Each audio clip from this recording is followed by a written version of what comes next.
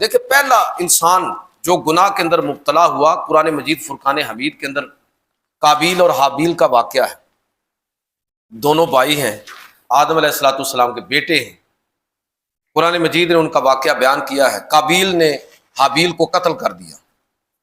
میں اس کی تفصیلات تو ذکر نہیں کروں گا، صرف یہ بات عرض کروں گا کہ جب قابیل نے حابیل کو قتل کیا تو یہ دنیا میں پہلا قتل ہے اور پہلا گناہ ہے جو ایک انسان سے سرزد ہوا، اس انسان سے سرزد ہوا جس کو اللہ تعالیٰ نے فطرت سلیمہ پر پیدا کیا ہے۔ تو اب قرآن مجید میں ہے کہ جب بھائی سے غلطی ہو گئی تو وہ غلطی تو اس نے کر دی جذبات میں آ کے، لیکن اس کو پھر اس کے نفس نے ملامت کیا،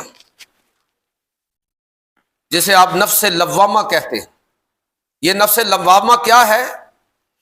یہ وہ نفس ہے کہ جب انسان سے غلطی ہو جانا یہ بھی اس کی فطرت ہے، کمزوری ہے اس کی، لیکن یہ ممکن نہیں ہے کہ بندے سے غلطی ہو اور اس کا نفس اس کو بتائے نہ، اس کو روکے نہ، اندر سے آواز نہ آئے۔ اس کا نفس لازمی ملامت کرتا ہے، اس کو توجہ دلاتا ہے۔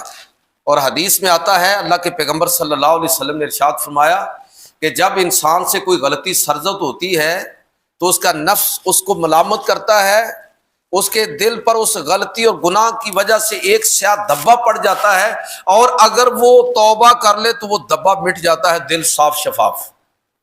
لیکن اگر وہ توبہ نہیں کرتا، مزید گناہ کرتا ہے، تو وہ سیاہ دھبا اور بڑا ہو جاتا ہے۔ توبہ نہیں کی، اگلا گناہ کر لیا، دھبا اور بڑا، حتیٰ کہ انسان کا دل سیاہ ہو جاتا ہے۔ اور یہ وہ مرحلہ ہوتا ہے کہ جب ختم اللہ علی قلوبہم والا معاملہ ہو جاتا ہے۔ اللہ تعالیٰ کسی کے دل پر کوئی مہر نہیں لگاتا۔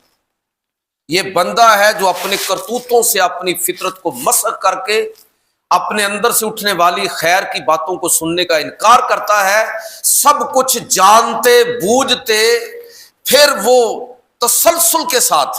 دیکھیں یہ بات ہمیں ذہن میں رکھنی چاہیے کہ رب کریم اتنا وہ رحیم ہے، کریم ہے، رحمان ہے، مہربان ہے کہ وہ بندے کو ہر صورت میں معاف کرنا چاہتا ہے، بس اگر بندہ راضی ہو جائے، معافی مانگنے کے لیے، غلطی کا اعتراف کرنے کے لیے وہ راضی ہو جائے، تو اللہ تعالیٰ تو ہر صورت میں ایسے لگتا ہے کہ اللہ تعالیٰ نے تہیا کر رکھا ہے کہ وہ لازمی اپنے بندوں کو معاف کرے گا۔